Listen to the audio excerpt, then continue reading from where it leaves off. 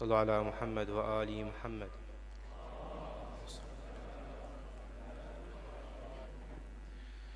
بسم الله الرحمن الرحيم. صلى الله عليك يا سيدي ويا مولاي يا رسول الله. صلى الله عليك وعلى أهل بيتك المظلومين. صلى الله عليك يا أبا عبد الله. صلى الله عليك وعلى المستشهدين بين يديك. يا ليتنا كنا معكم سادتي فنفوز والله فوزا عظيما. أما بعد، فقد قال الله تعالى في كتابه الكريم وهو أصدق القائلين: بسم الله الرحمن الرحيم. ذلك ومن يعظم شعائر الله فإنها من تقوى القلوب. صدق الله العلي العظيم. لتعجيل فرج مولانا صاحب العصر والزمان ارفعوا أصواتكم بالصلاة على محمد وآل محمد.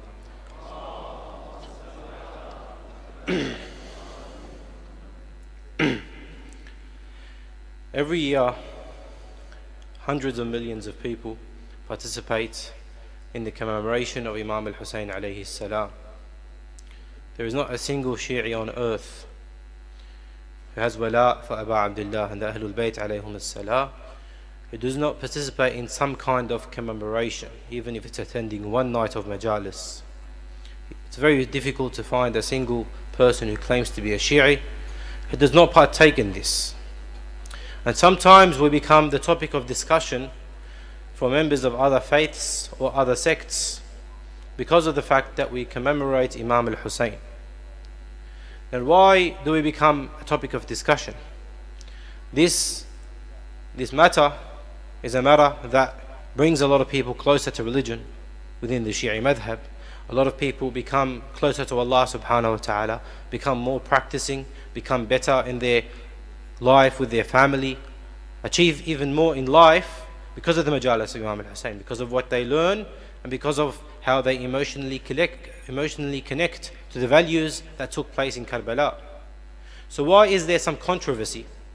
Why is it that sometimes even amongst the Shi'is themselves there's a lot of discussion about some elements that take place within our mourning, within our commemoration, or within those outside of the Shi'i madhab? There is some accusation as well. Sometimes somebody becomes Muslim, as we mentioned before, and they most likely will become from the other sect, and it is asked by this person that converts, who are the Shia? We know that there is another sect in Islam. What are they about? Usually an ignorant would answer things like, oh, they are the Shia, they beat themselves, as if this is our identity marker to push them away from us. So sometimes we become identified by others because of our commemoration rituals, because of our sha'a'ir. These things are known as al-sha'a'ir al-Husayniyah. They are the emotional tools by which we try to connect to Abu Abdullah al-Hussein. So why has this become a matter of controversy? Islam has stressed on remembering the awliya of Allah subhanahu wa ta'ala. Islam has stressed on remembering the stories full of ibar in the Quran, for instance. So Islam does not shy away from remembering history. Yet at the same time we are told, why are you being caught up in the past? Why are you remembering and feeling guilty about something that took place 1400 years ago? It is time to move on. So tonight, inshallah, we will try to break down the importance of the Husayni rituals, or what is known as Sha'a'ir al-Husayniyah. Not by talking about any fiqhi matter. This is a matter, if you're looking into the rulings of what is halal and what is haram, this is a matter that you can refer to your marja' for. Rather, we want to talk about the basis of it from a philosophical perspective. When we say philosophical perspective, we're trying to rationalize why there is so much stress and emphasis on the aspect of emotion when it comes to Abu Abdullah al-Hussein.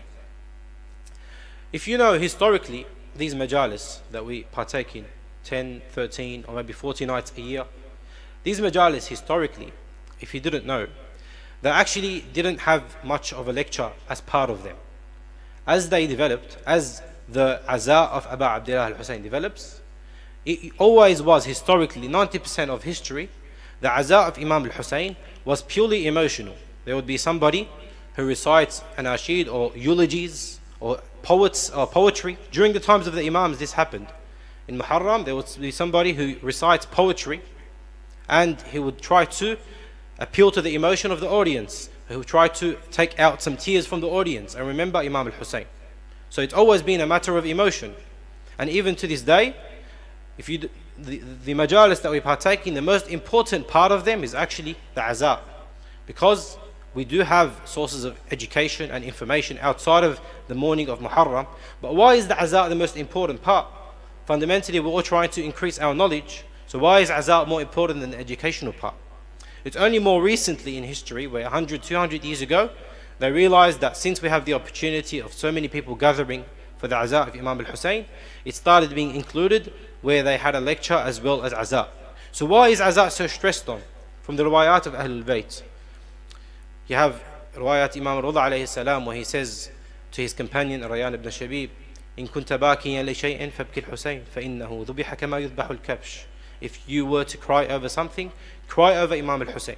You have Imam al-Sadiq alayhi salam, another narration where he says, من أنشد في الحسين شعرا وأبكى وأبكى واحدا فكتب لهما الجنة. Whoever recites a poetry for Imam al-Hussein, and as a result of that poetry he cries and somebody else cries, Allah will write heaven for both of them. So why is emotion so important? In order to understand that, we must first understand what was the circumstances of the Ahlul Bayt alayhum salam and their followers historically. Many people think that Karbala and the likes of Karbala were only military campaigns against Imam al-Hussein and his followers. That the Ahlul Bayt faced opposition from the Umayyads and then the Abbasids by military means, either on the battlefield or by, for instance, poisoning or imprisoning or putting in house arrest, as the later Imams endured. In reality, this is only one side of the story. The Imams and their followers faced another type of persecution. They faced the persecution through the propaganda and through the media of the regimes or the rulers of the time. What do we mean by that? The Umayyads were caught up in so much guilt afterwards.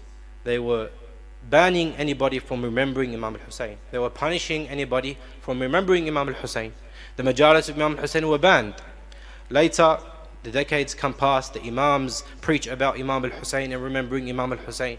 The Abbasids, the famous incident where Al-Mutawakkil al-Abbasi, not only does he ban the majalis of Imam al-Hussein, he orders the destruction of the shrine of Imam al-Hussein, as we all know. It's a famous historical narrative, even At-Tabari reports it. And interestingly, he doesn't only order the destruction of the shrine of the Imam al-Hussein. Many people don't know that he also orders the destruction of the houses around the shrine. So what's the reason for that? We know that you are an Asibi. We know that you dislike the members of the household. We know why you destructed the grave of Imam al-Hussein. Why are you destructing the graves of innocents who just live in Karbala? The houses, sorry, not the graves. What's the reason for that? It is clear that they're trying to erase the possibility that there's a community that is raised on visiting and loving Imam al-Hussein by eliminating the entire community. We don't want any community to live in Karbala and grow to love the Imam. So to erase the remembrance of Imam al-Hussein, he decided to completely eradicate that community. Another example, there's a famous Sunni scholar, very famous scholar, who in history has also at one point prohibited, he done a fatwa, he made it haram to recite the maqtal of Imam al-Hussein. This also existed in history. So it became haram for some Muslims to even recite the maqtal. You have many examples of attempts to erase the remembrance of Imam al-Hussein and the Ahlul Bayt in general. Their remembrance was a thorn in the eye of the enemy, and as a result, they did not want it to be mentioned. So there was banning, there was punishment, there was burning, there was all kinds of attempts. Now you also have other attempts. Instead of banning and prohibiting, there is attempts to distort history. They try to change the narrative. They try to make the victims the oppressors and the oppressors the victims. There's stories that the Shia themselves killed Imam al-Hussein, and now when we beat our chest, we are self-loathing. We are guilting ourselves because we killed Imam al-Hussein. Now we're punishing ourselves. People actually believe this. This exists. There's other stories where they make it seem like Imam al-Hussein sought power and wanted to cause fitna wal-iyadhu billah, and that he's just another companion that could ikhta and could usib. He could be right, he could be wrong. So this distortion of history is also another attempt to reduce the ihya or the remembrance of Imam al-Hussein. So, because this was happening from the times of the Imam alayhum salam, the Ahlul Bayt had a mission. They had a mission. This mission was that we need to counteract this effort that seeks to eradicate the remembrance of Imam al-Hussein, specifically, but Ahlul Bayt generally. The Imams needed to counteract this. So they could have counteracted this by the most common means at the time, especially for the 5th and the 6th Imams, alayhum afdalu salatu wassalam, by education. So the Imam al-Baqir and Imam al-Sadiq, alayhum salam, they could have held classes and lectures and sermons and narrated ahadith, as many as possible, to make sure their followers know about the merits and the virtues of Imam al-Hussein and what took place in Karbala. And this did happen. This did happen. But is that enough to counteract? Is that enough? In reality, when somebody is so adamant, like the Abbasids and the Umayyads, so adamant on getting their agenda fulfilled, they will do anything.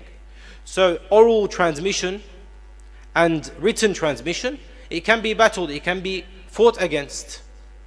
Books can be banned, books can be burnt, narrations could be fabricated, narrations could be changed. Just like Amir al-Mu'minin alayhi salam, the Umayyads changed so much views of Amir al-Mu'minin because of their efforts to distort the narrations. The same things could have taken place towards the tragedy of Karbala. So the Ahlul Bayt, the Imams of Ahlul Bayt decided to take a step further. They realized that purely educating people about Imam al-Hussein was not enough. They realize something important. They need to do ihya. Ihya, brothers and sisters, is the most important basis for all of our aza. Ihya means revival. Every time we mourn Imam al-Hussein, the main reason for it is ihya, reviving the affairs of Ahlul Bayt. This famous narration where the Imam says, Rahimallahu man ahya amrana. Revive our affairs. If you're saying revive, what does that mean? It means there's an attempt to put it to bed, to kill it. If you have to do ihya, it means something was reduced and you need to revive it. So therefore, the Imams realized something. The Imams realized something in the human nature, in the human psychology. What is this thing?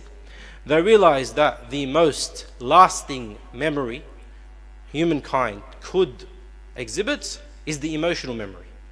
The most long-lasting memory is the emotional memory, and this is confirmed by science. There's a study by Frontier Psychology which confirmed that emotional memories are more lasting than neutral memories. And you can anecdotally think of this yourself. If you remember from your past, you would most vividly remember those moments which you are most sad and most happy. Moments where you didn't feel much emotion, with time you usually forget the details. So the Imams realized this. The Imams know about the human nature. So they realized that Imam al-Hussein's tragedy needs to be imprinted not in the minds of people, but in their hearts. In the hearts of people, so that no matter whatever attempt takes place against Imam al-Hussein and his remembrance, the love and the heart of the people would always outlast and counteract that attempt. And Imam al-Hussein's remembrance remains with time, with the passage of time. So this is why sometimes we are labeled as an emotional sect. The Shi'is are emotional, the Shi'is are caught in the past. Let me tell you something before we debunk this notion. When we talk about the sha'ar of Imam al-Hussein, it's important to realize something before we continue this discussion. Without a doubt, the most sacred, the most sanctioned as well, and the most important sha'ira, ritual of Imam al-Hussein is crying. Crying for Imam al-Hussein is the most mentioned in the ahadith, is the most practiced by the ma'soomeen, and it is the most profoundly effective on the human being. Nobody can fake cry. That's reality. If you really cry about Imam Hussein, you're really crying about Imam Hussein. Other ritual acts with their importance, like latam and like other acts, somebody could do the act and not really feel anything. He's doing it as part of the ritual, as part of the collective. There's an energy in the room and he's just joining.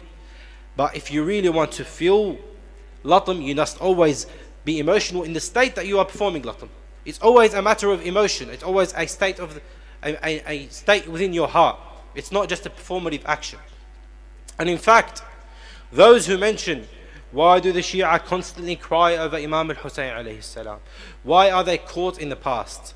And it's really a very sad question. It's a very sad question. We said a few nights ago, we said that we are always on the defensive.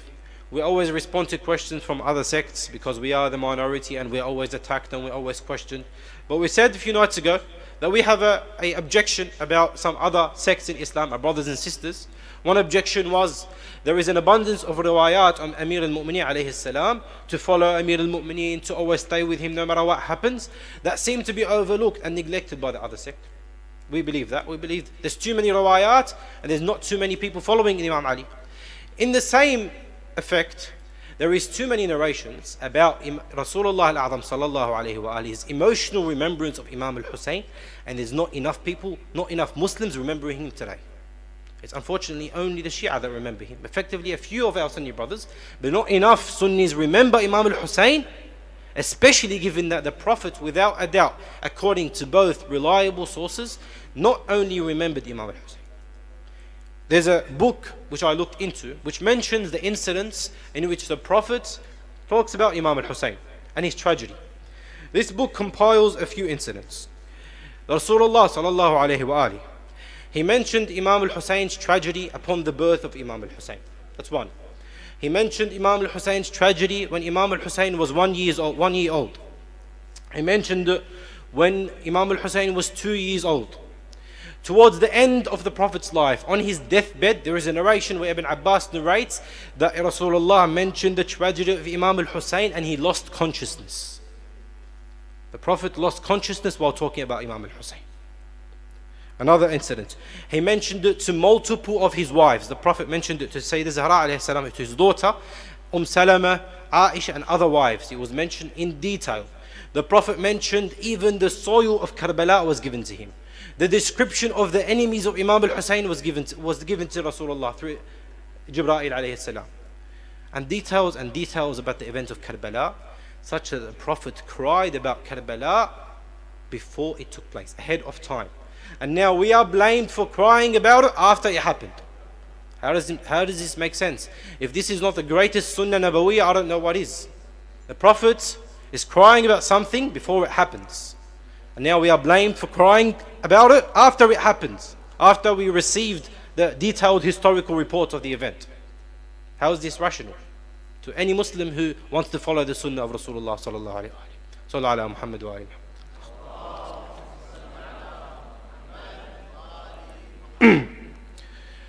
So some people say we are an emotional sect, and some people think this is a weakness.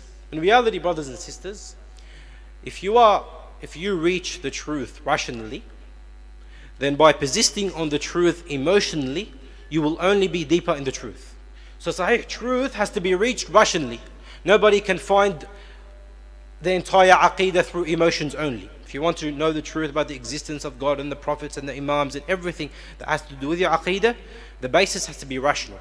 But if you want to further connect with the truth, especially when it comes to Imam al-Hussein, emotions are vital. Think about something for a moment. Let's think about the Ansar of Imam al-Hussein. I mentioned them yesterday, but we want to try to put ourselves in their mind. Was the decision of the Ansar of Imam al-Hussein a rational one or an emotional one? At the end of the day, we have the narration in which Imam al-Hussein tells them to look at their stations in paradise. So they are guaranteed heaven. They are of the righteous and we want to be like them. What was their attitude? What was their decision making like? Think about this for a moment. Imam al-Hussein, the Ansar, his companions, travel with him. The moment he left towards Kufa, they travel with him. A few things happen alongside the stations where some people leave and some people join. Anyway, towards Yom Ashura, towards the end of the journey of Imam al-Hussein, after Hurr ibn Yazid's army subjugate the Imam towards the land of Karbala, and things are looking clear, that they will be attacked tomorrow on the day of Ashura. On the eve of Ashura, Imam al-Hussein tells them that you're allowed to leave. Antum fi hil. You guys are free to go. Your allegiance, your wala is now thabit. I have acknowledged the fact that you have committed to my support. One scholar comments on this and says that in reality, shar'an, they have already received the ajr of shahada. They have already received that because they've already committed to die for Imam al-Hussein. They've already committed that we will be with you towards the end. So imagine they're being rational. Let's put ourselves in their mind. You have received the utmost ajr. You have stayed with your Imam to the end, right? And Imam al-Hussein turns around and tells you, by the way, these enemies of Allah, they only want to kill me. Tomorrow we will stand no chance. Every single one of you will die. Everyone. So you're allowed to leave. Rationally, it would be the right choice to leave. I've received the maximum ajr from Allah. I have the rida of my Imam. I have a family to look after. I would say farewell to the Imam and continue with my life. So why did they persist? Why did they remain? How could that be logical? Now one could argue it would be logical for them to remain if there was hope that they could defend the Imam from death. If it was a bit of a balanced military equation where you had 1,000 against maybe 300 or 10,000 against 2,000, even though they're outnumbered, but if the numbers were a little bit closer, like Badr for example, where the Muslims were outnumbered 3-1, but they still won, they were still victorious with the aid of Allah subhanahu wa ta'ala. But in Karbala it was 30,000 to 70 or 100. There was no chance. There was absolutely no chance. So logically they can't think, wallah, okay, the Imam tells me to leave, but maybe I could kill enough people to protect him. There's none of that logic. Why did they stay? The decision to stay was confined in one statement. على الدنيا بعدك الفناء يا أبا عبد الله. They did not want to live in a world where there is no Hussein. They did not want to live in a world where Imam is no longer alive. So their decision was purely emotional. There was no rationality here. It's purely out of their heart. So when we are accused of being an emotional sect, these are the emotional men of Allah subhanahu wa ta'ala. رِجَالٌ صَدَقُ اللَّهُ مَا عَادَهُ اللَّهُ عَلَيْهِ.